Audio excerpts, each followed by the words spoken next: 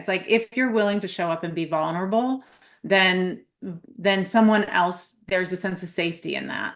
And so it's not about, spilling everything, but it's about just opening up a little bit more so you can have these deeper, more genuine conversations and connections with people. Welcome back to the Own Your Awkward podcast. I'm your host, Andy Vargo, and every episode we get into what has made our guests vulnerable and how they've learned how to own their awkward in order to live their best life. Stay tuned so you can hear every awkward moment in today's show.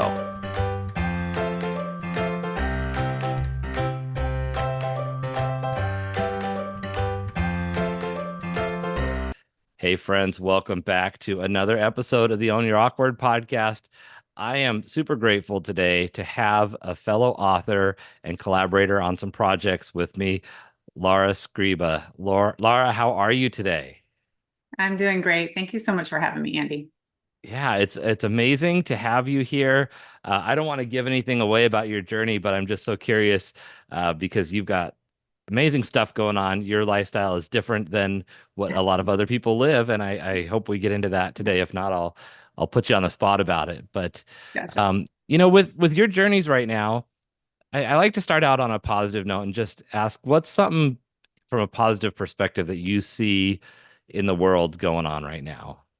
Mm, um, I think that when it comes to my lifestyle, with the traveling piece of things, that has been really beautiful, that I feel like is really needed right now, was Hmm. being able to tap into communities and just seeing that sense of care, community care, right, and of collaboration and working together. So I sail, and so the sailing community is that way, and it's very supportive of one another, but through traveling as well, just being able to go into another country and feel like that there is that sense of community care, whether or not you are from there or not, that there is the humanity of people is just ever present, and it's been really beautiful. I love that. I think that can be for someone who's not in a lifestyle where I'm traveling very much. I just recently traveled internationally. Now, this is very exotic. I went to Canada from the Yeah, US. that's good. We're heading there So, next. yeah, but it was one of those things where I realized I underestimated the idea of going to Canada. And I got there and thought, oh, wait, I have to remember I am actually in a foreign country. There may be rules that are Yeah, different. As much as it seems like we're the same, there right. can be little different things. And so it's nice to hear how welcoming the world is as you step into Yeah. different places. Yeah. And I just feel like that's so important. And that is the lesson that I'm trying to teach my children, Hmm. is that the world is this open and loving place, despite a lot of what you see. So Right now, help us understand because are, you mentioned that you sail and that you've mhm. got your children with you, but you're not just doing this for vacation. This is a lifestyle. Tell if you can share a little about that. Yeah. Yeah, we're trying to transition. So my family and I, so 13, well, now it's been, I don't know, 14 years ago, we moved onto our sailboat with the dream of going cruising and going sailing. And we started off in Canada and sailed down eventually and ended up in San Francisco. Ended up getting stuck there a lot longer and stuck in the best way possible. Again, just an amazing community there, and was a beautiful place to raise my kids. Um, but it just took us longer to kind of actually get off the dock, as it does. Hmm. But the last couple of years, we have gone down into Mexico and sailed, and so it's, the first year we were actually living in the city as we were getting a little bit of boat work done, but lived in Ensenada for about 9 months. Wow. Come back part of the year to work in the US and then go back down. And so that next year, then we were actually able to cruise for over 6 months and in the Sea of Cortez and along the coast of Mexico. And yeah, it was absolutely beautiful. So we're in the part of trying to figure out how to make this the long-standing lifestyle. So there's a little bit of bumpiness there, but we're working our way through it. Sure, that's quite a journey. And I like that you can appreciate both the experiences you've had while you're also stepping back and saying, now how do we make it what we want, but still Right. enjoying the transition. Yeah. Yeah. Well, and I Yeah. think that's what's beautiful is that like there's and I feel like, my journey is looking for the elements that you're seeking and then accept rather than the exact imprint of what you have in your mind of what it's going to be. Like I have a picture of in my mind of what that lifestyle will be, but if I'm more focused on the elements that I'm trying to cultivate, then I can find that anywhere. And so even in the transitional periods, then we're able to still access those I guess energetics or whatever of that feeling of community or that feeling of connecting with nature or whatever else it is, no matter where we are. So trying to just remember that when we haven't quite made it to the point that we're working towards right yet. Right. Yeah, and that's Yeah. that's the thing is like we want to keep that destination in mind, so we got Yeah. our directional set the right Yeah, you way, need a but also plan. Yeah. yeah, and enjoy the journey. And if you end up in a city longer than you thought, make some new Yeah, friends or try some new exactly. places. Exactly. That is Exactly. excellent. Yeah. Well, Laura, we're here to find out about your awkward. So we got to find out what's that awkward thing that you have had to really embrace and own. Yeah, I think it's being an empath or highly sensitive has been my awkward and was something that really felt like a burden Mm. for quite some time. And figuring out how to harness that and turn that sensitivity into a superpower, essentially. Mm. Wow. And but at first, it felt like there was a lot of shielding and uncertainty of how to kind of move in the world in a way that I felt um, both safe and seen, and all those different things. And so it's been made for a lot of awkwardness within my own being, and I think in the way that I interact with people as I've been trying to find myself throughout the years. Now, for those Yeah. who don't know what it means to be an empath, because I've recently gotten to know some people better who live Yeah. in that space, and I didn't for years. I understood the definition of empathy, Yeah. but being an empath is a little more than that. Can you help us understand what that life is like, what that means for you? Yeah. So for me, it's feeling the unsaids. So you walk in the room and it's all the undertones and the undercurrents that, someone might be saying one thing, but you can tell through the energy that it's delivered that there's something else going on. It's picking up all these different, yeah, it feels like these unsaid conversations that are happening. And if you're not working with it, and for me, it felt like it was imprinting. And so because I physically feel it, and there's like a heaviness in my chest, or I feel very sad, or like I'll walk away feeling that. And so there was a lot of confusion in the beginning of not understanding what was mine and what was theirs. Oh, And not understanding why I felt sad or why I felt anxious or why I was, yeah, just kind of, you would also get really wrapped up in people's stories and taking them on personally and mhm. feeling like because you sensed it, you needed to now fix it. And Oh, that quickly becomes very overwhelming when, everybody's got something going on. right. And if you So, walk into a room full of people, it's not just yeah, one thing. It's right. almost like I can picture, the movie where it's like Evan Almighty where he's playing God and he can hear every voice at once. Yes, And then exactly. I And it's can't like, shut it off. yeah, yeah, all the voices. Oh my goodness. So yeah, it's a bit overwhelming and so it's taken a lot of training and learning how to work with that and also um yeah, learning to define what was my voice and Mm. who am I and and connecting with that before I move out into the world. So that way I'm clear on that. So if I feel it, like if I feel like I'm being imprinted by somebody else's energy, I can quickly identify it that that's not mine and then bring in the practices to help clear that energy away or have a conversation that is empath, as an empath, being empathetic or caring and like I embrace that role as a caregiver and nurturing I love that part of myself, but when it's overextended, and it's also like when it comes to the highly sensitive, I remember when I read my first book on being highly sensitive, I like after the first chapter, I just broke down in tears because it was such a relief to know that I wasn't the only one that felt that way walking Mhm. through their day. Right. And to feel like you would come home and be exhausted and need quiet and need reprieve from people, even though I enjoy being with people, needing some time and space to just be alone where I don't know, it's like a cleansing process to be able to move through that. And then again, just figuring out what practices do I need to bring in to be able to move through that energy.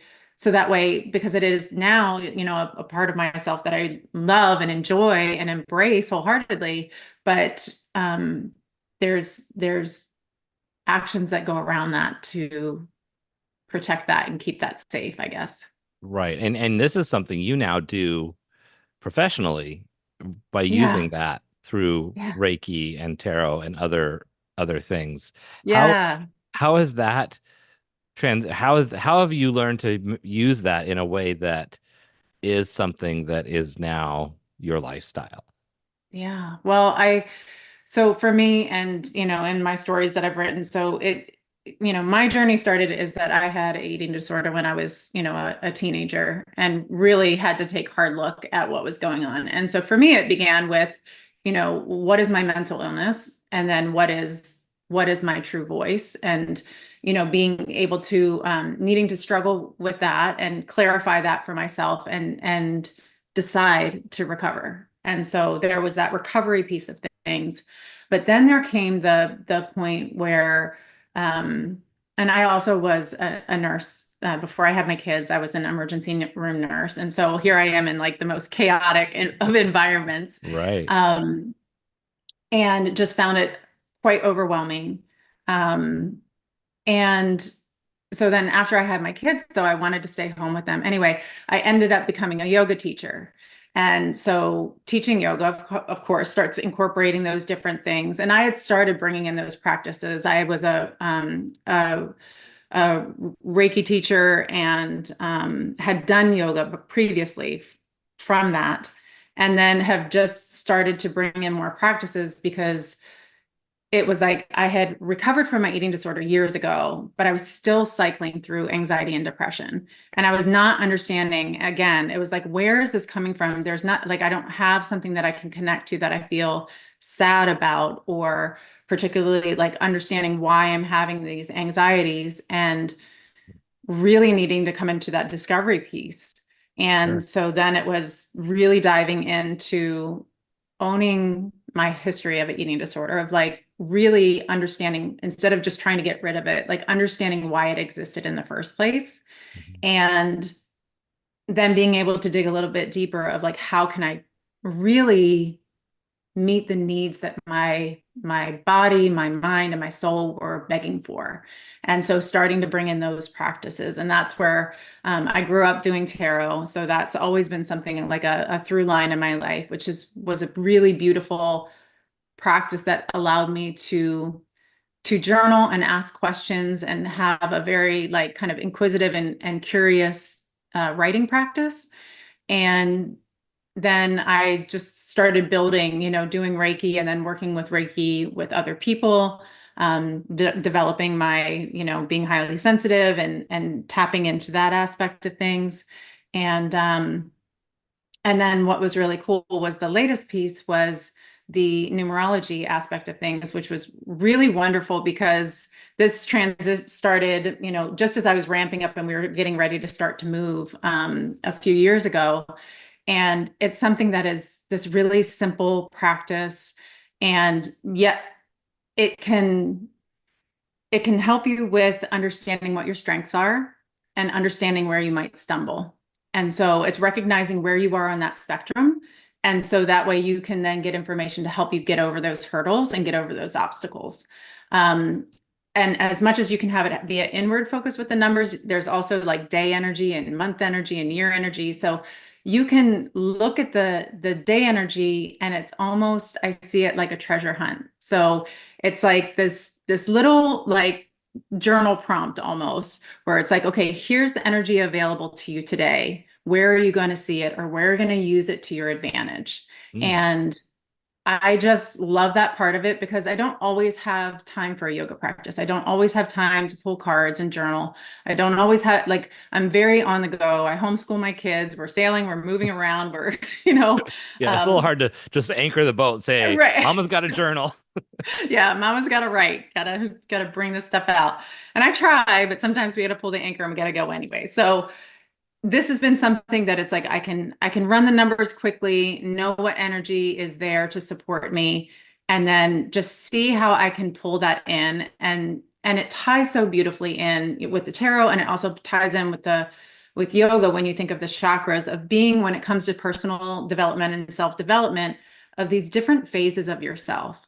And so like every 9 days you have the opportunity to cycle through this energy to help you evolve and ask questions and to bring clarity, but also bring compassion. And then that feels like to me is the ultimate quest of, I guess, my life, is how can I be more compassionate with myself so that way I can be more compassionate with others. Yeah, I So, love that you call out both of those because sometimes it's easier to be nice to other people. oh And yeah. then we have to remember, wait, I need that same Yeah. empathy. I need that same compassion because Yeah. I have to be in my best form in order to help others, especially when you're Exactly. taking care of a family and out there in the community. Um, Yeah. I also love the way that you mention when you're on this treasure hunt for the energy that it's Yeah. the way you worded it about the energy being available for you. Hmm. Because sometimes, when I've had intuitive type readings or had things put in front of me that, this is out there today, if you're not really feeling it, it can feel out of line, or like maybe I'm just not, maybe I just don't get it. Right. Yeah. But the way that you worded it makes it so much more, gives you an inquisitive feeling about it of like, wait, it's there. Now, Yeah. where in my day or how can I find it and use it? And I think that is just very practical. Hmm. Yeah. Yeah. Yeah. And No, it's now, do you remember when you first kind of labeled what you were feeling as being an empath? I think it was when I think it was when I read that book. I think, there was a lot of working with intuition, with inner awareness. I had gone down a rabbit hole of, once I got my teacher training, I started working with a nonprofit, Eat, Breathe, Thrive, and there was a lot of working with the nervous system and bringing yourself into this calmer state of being, and so working with those cycles of anxiety. They work with it's eating disorder recovery Mhm. and prevention, and a lot of interoceptive awareness of understanding, like noticing those hunger or fullness cues, or understanding like what does anxiety feel like for me. So there was a lot of getting to know that internal self.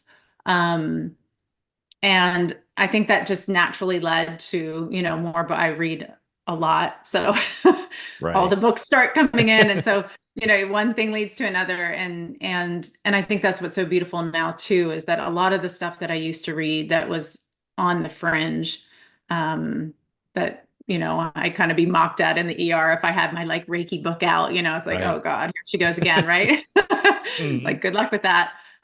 But being able to see this stuff going mainstream, and where it's like a daily conversation, or um, it's a non-event for my kids to talk about this stuff. They have Right. emotional intelligence, and I know I've made a choice to make that a high priority in our family, but I see that around like that, like the materials available, it's much more widely spoken about.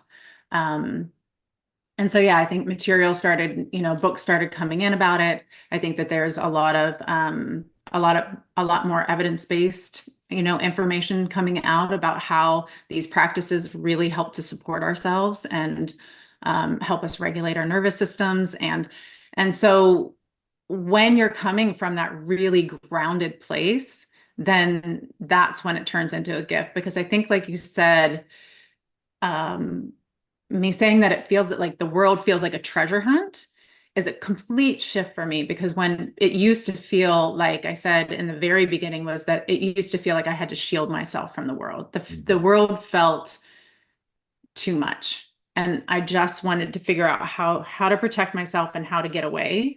And it was a very uncomfortable place to be in.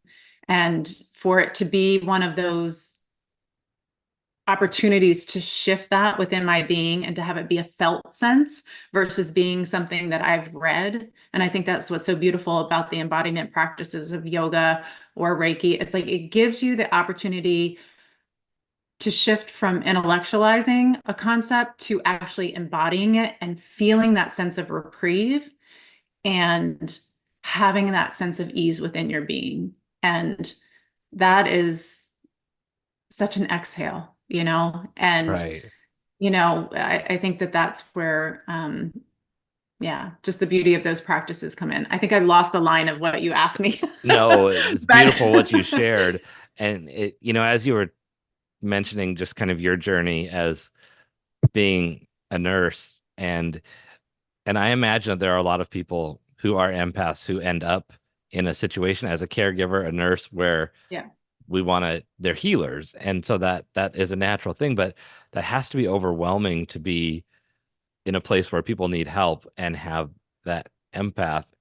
And I also wonder, as you talk about anxiety, um, it brings to mind the idea that people who are empaths must first feel anxiety before they even ever know that that they're empaths, because you're taking on all these feelings and that has to be Mhm. overwhelming. And maybe you could speak to that. Do you know, is there a high instance of anxiety in people who later find out they're empaths, or as part of that journey? Is that a natural path, do you Yeah. suppose? I mean, I would think naturally so. It's been interesting. I've been trying to follow the work of Catherine Cook-Catone did a lot of research for our work with Eat, Breathe, Thrive. So we've been there's a lot of research studies that have been done on that program and how it's effective. And she has her own line of work that she does, and lots of amazing books and yoga practices and all that kind of stuff. Um, and I don't want to misquote, but I feel like in her work that she has identified that, that there is a high instance of highly sensitive or empathic people who tend to develop eating disorders, or, and I would, that it's a highly anxious, Sure. is at least the way I experienced it. Um, uh, Disorder. And so I would say yes, that yeah, because there's that feeling of not being in control of what's happening and not understanding it, Mhm. and not understanding where it's coming from. So, or like I said, like taking owner, like feeling like you're now responsible for somebody's emotional state, and Right. that it's mm, I don't know the right word, that like you would be like purposely ignoring it. That's what it Mhm. feels like, that you're just kind of like shrugging your shoulder and walking away, even if it's unsaid, that you don't even acknowledge to the person that Mhm. you have witnessed that part of them in them, like they don't necessarily have divulged that to you. So that's the other awkward part of it, is like, sometimes there's those conversations that haven't even happened yet. You feel like there's this sense of intimacy with somebody that there hasn't been the two-way conversation yet. So that can be really awkward too. Yeah, it's you're already feeling the emotions or the sympathies from having a really deep conversation with someone before they've Yeah. ever opened their mouth. Yeah. Is just Yeah. the best way I can picture it without having, Yeah. Well, yeah. and it's so funny because I was working with a client yesterday, and we're new with each other, and I got on the call and I just said, like, how are you doing? Like, I'm so excited to work together today. I've been like working with your energy all morning.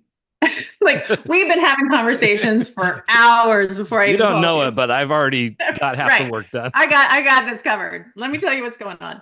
Wow. But it's just really interesting. I said, I'm sorry. That must have sounded really, she was like, what do you mean by that? And I was like, okay, I'm sorry. That sounds strange, but like I meditate, I pull cards, like I work with the energy of the day and see like what might be coming up for you. Mm. And so then I look at all of this to then plan our meditation that we move through and to offer kind of inquiry questions and things like that. So I feel like there's already been this baseline conversation before I even pick up the phone. And that can be, I think, a little unnerving at first, but I think it's almost a relief though too, because I feel like so many of us want to have a deeper conversation than the surface level, how are you? Fine.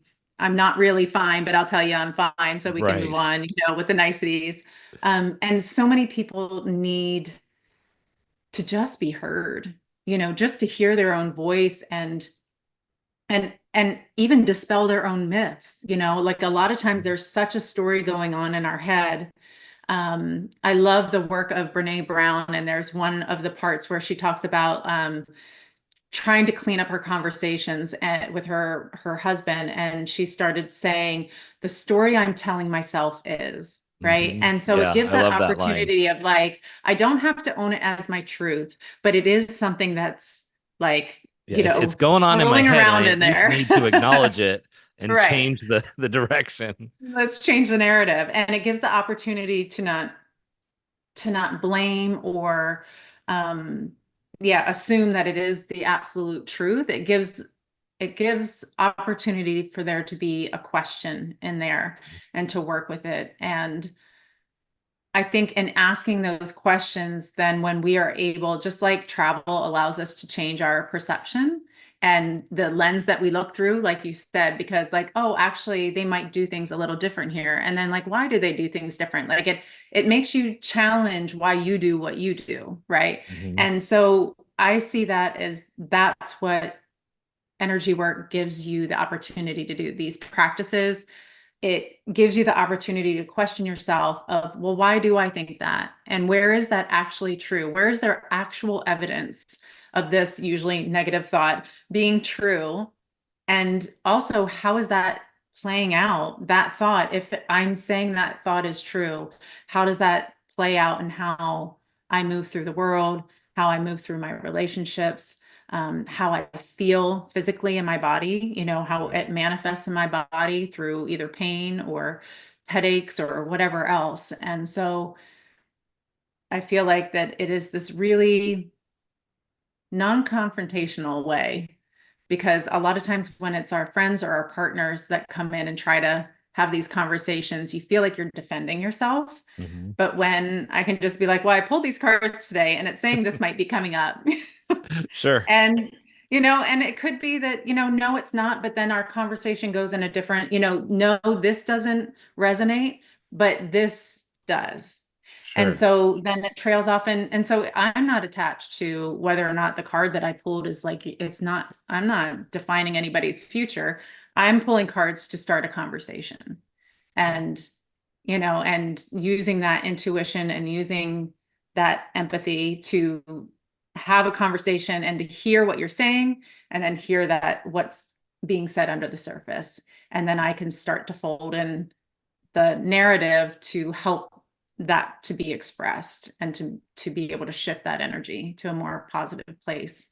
Right. And um you can feel this energy or have these conversations even virtually. Like you don't have to be in the same yeah. room.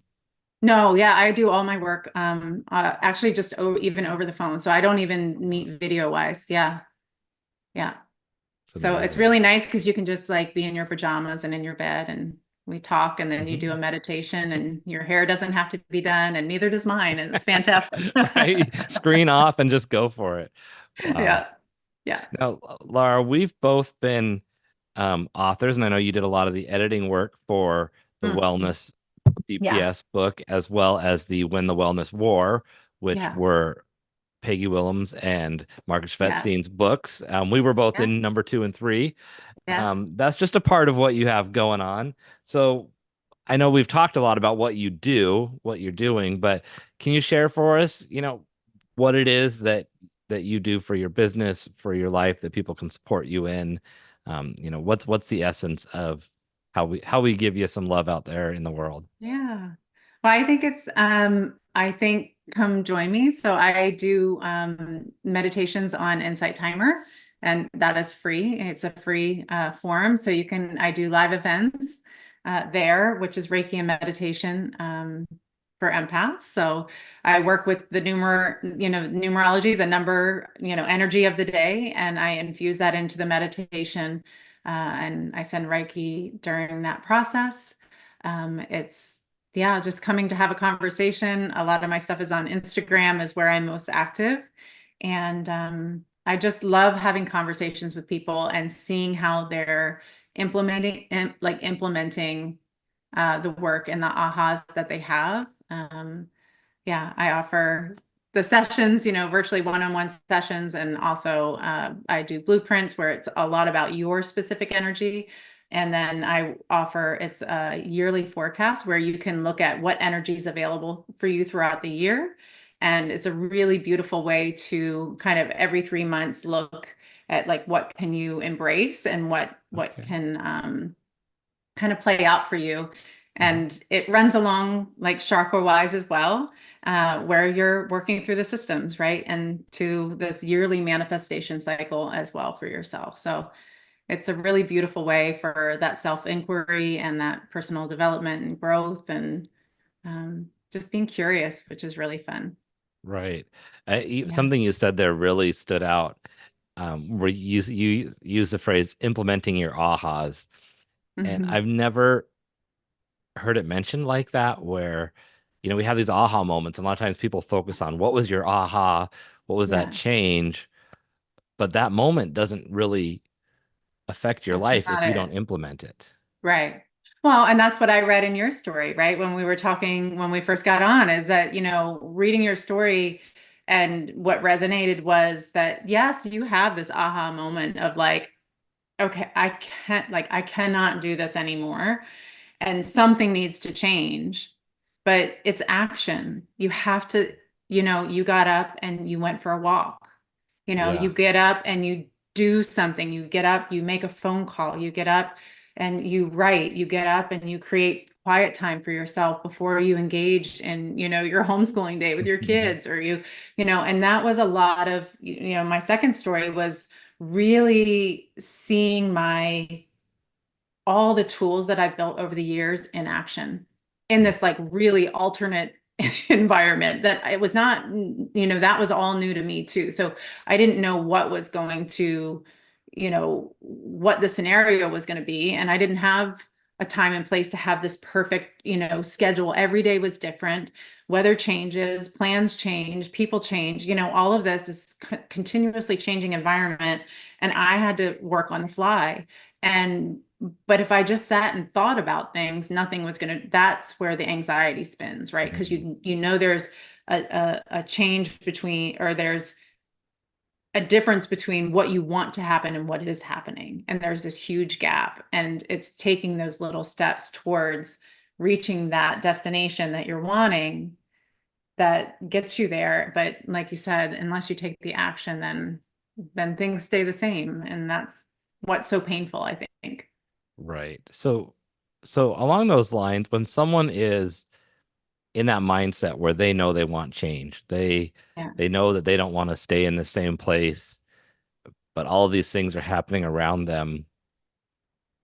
What's something that they can do to get that courage or to take that first step?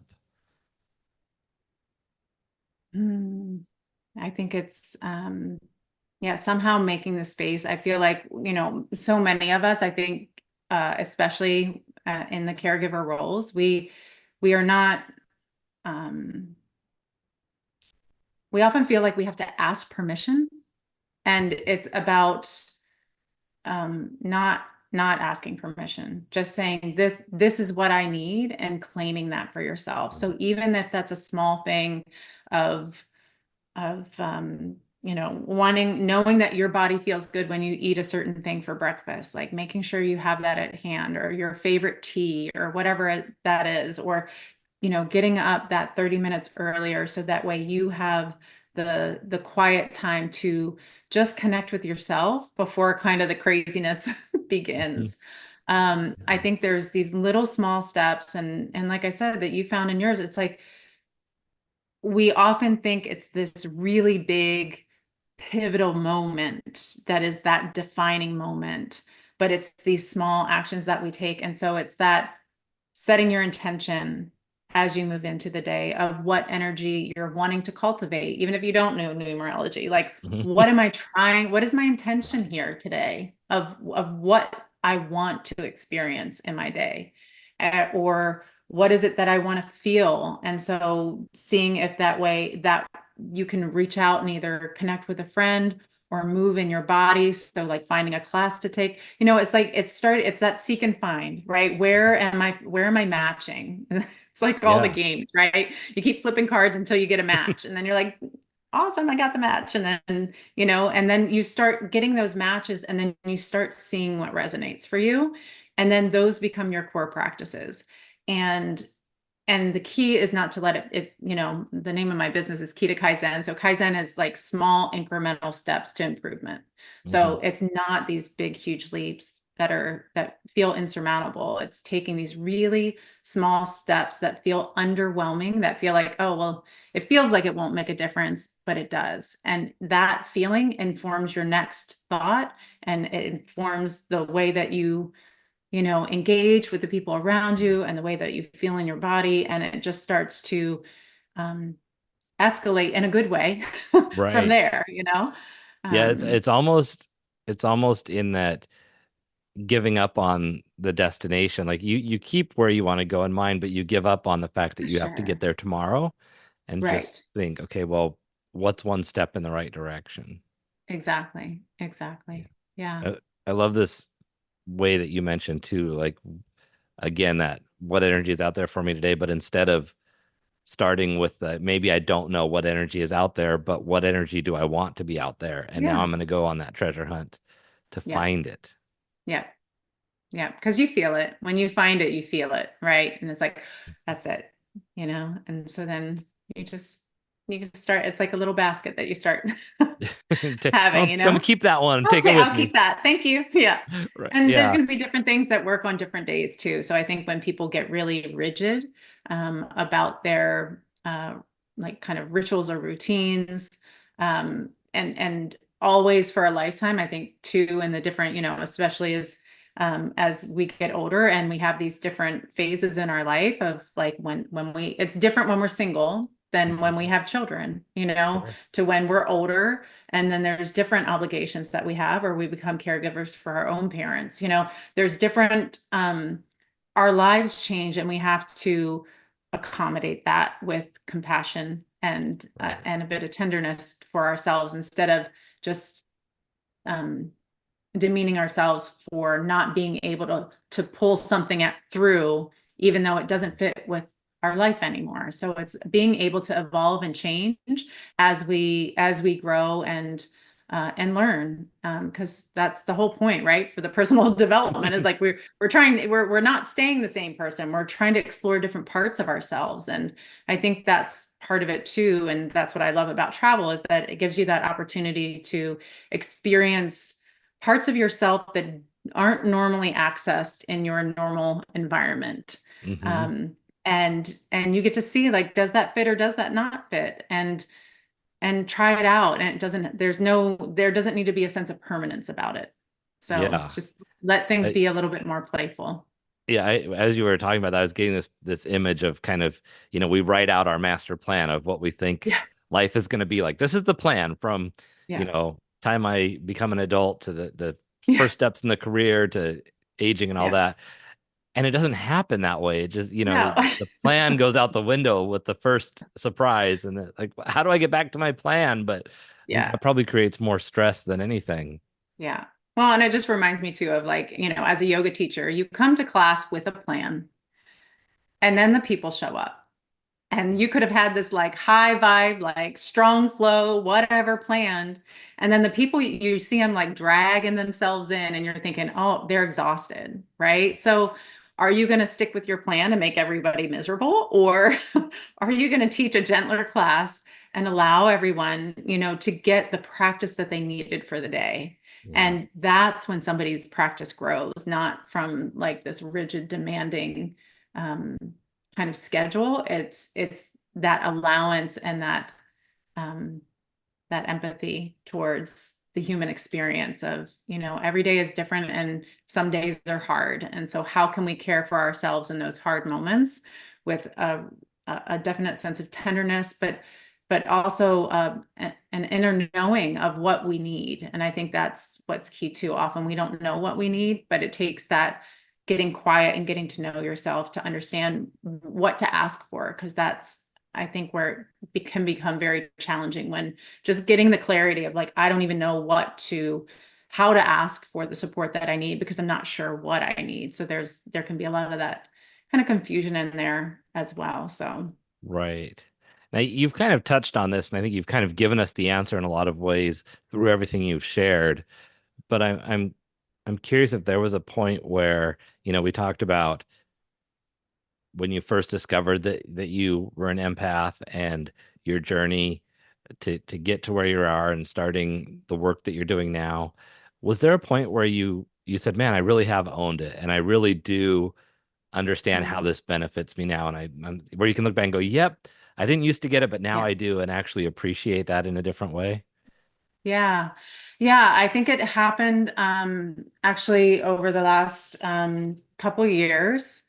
I was working with a friend, and I've worked through I've taken a million trainings, and you're Mhm. working with other people's systems all the time. So, this system for Ayurveda, and this system for yoga, and this system for, for Reiki, and this is Right. how you're supposed to do it. And you get caught up in the perfectionism of trying to perfect how you're implementing this modality, right?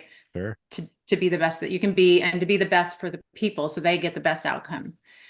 And it was finally, just a couple years ago that I transitioned, and instead of like reading a meditation or, following a certain protocol, uh, I just started to play and started to bring in and started to mix all my modalities, where it's like it may not make sense to them and I don't follow a protocol, Hmm. and it's very kind of mishmash, but it makes sense to me and the way that I see energy and the way that I feel like I work with people's energy, and the way that I feel like people kind of get drawn down from the physical body and the mental kind of craziness to finally be able to get into that energetic body and to get into that calmer state of being.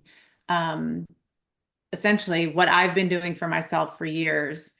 And it was just interesting because I did this. I said, I would you be okay if we just try something different today?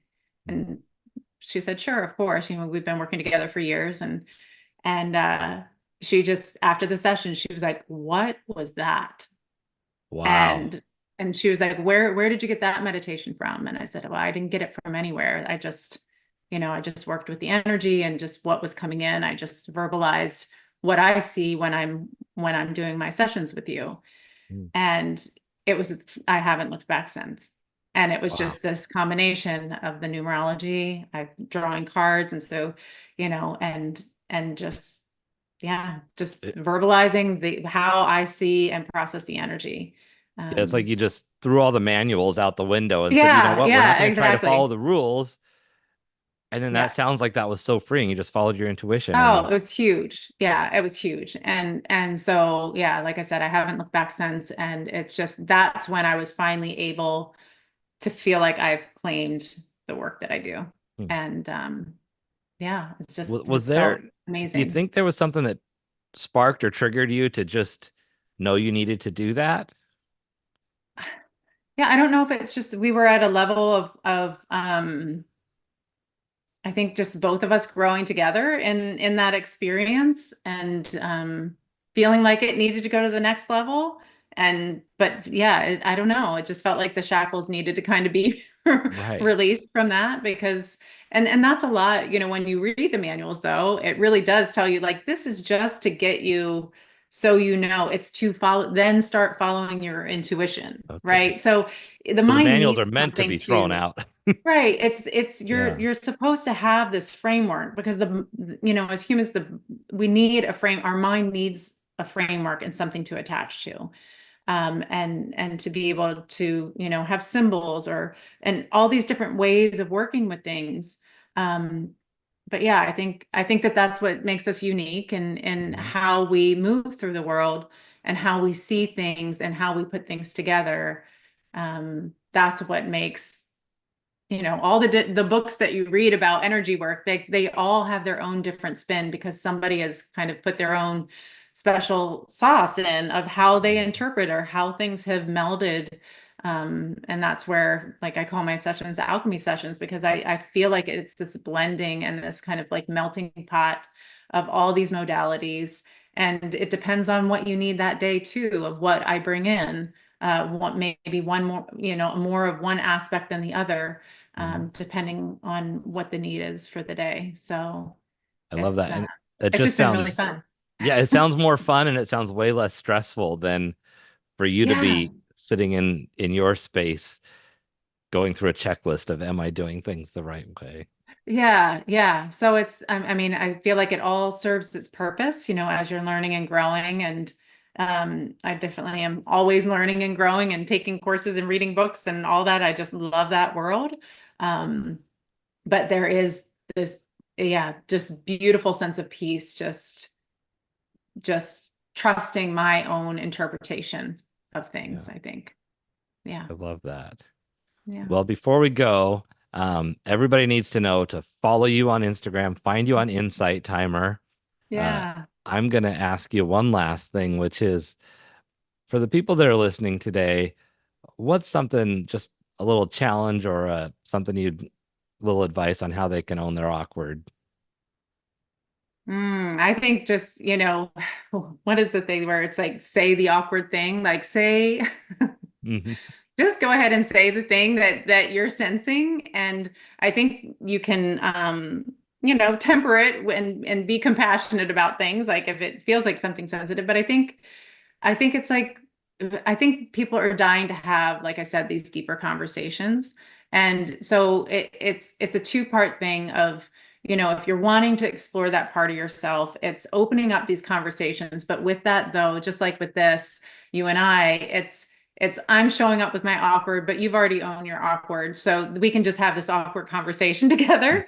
It's the same thing. It's like if you're willing to show up and be vulnerable, then someone else there's a sense of safety in that and so it's not about you know spilling everything but it's about just opening up a little bit more so you can have these deeper more genuine conversations and connections with people because I think that you know there can be a sense of loneliness in the world and if we are willing to normalize the internal experiences that we're having we will find that there's so many more commonalities and ways that we can just support one another through recognizing that and recognizing ourselves and others. And I think that's a really beautiful way to start kind of playing with that. I absolutely love that because you're absolutely right. There's more going on inside of people that is in common with what we have going Mhm. on in Mhm. ourselves. But if we don't have the conversations, we'll never know and we'll just Yeah. sit here and feel alone. Yeah. Yeah. Wow. That is beautiful. Absolutely. Laura, thank you so very much for opening up, for sharing today. It's a Thank you, pleasure to Andy. know you and to follow you and see all the stuff you have going on. Um, Wonderful. Anything else before we go that we missed that you want to make sure we get out there to the world? I don't think so. Yeah, just come play with me on Insight Timer. I think that's like I said, I think action is key and that's a way to come and you know, I think energy work is very difficult to articulate. Mhm. But if you come in and we can work together and play together with the energy, I think that's a great way Like I said, it usually is every week on Thursdays. And there are recordings on Insight Timer too. If you're curious and just want to see how a session kind of goes down, if you see it says live session, then that was one of the Thursday sessions that you can play with. But yeah, just Excellent. Well, come I hang think out. you articulated it very well today. Good. Thank you. Wonderful. Thank you for having me, Andy. Definitely. Everybody else, be sure you go out there this week, follow Lara, find her on Insight Timer, and of course, own your awkward. Thank you. Thank you so much for listening in for today's show. Be sure to visit awkwardcareer.com to continue your journey. And of course, please like, subscribe, and share with your friends so they can find their awkward side and learn how to own it.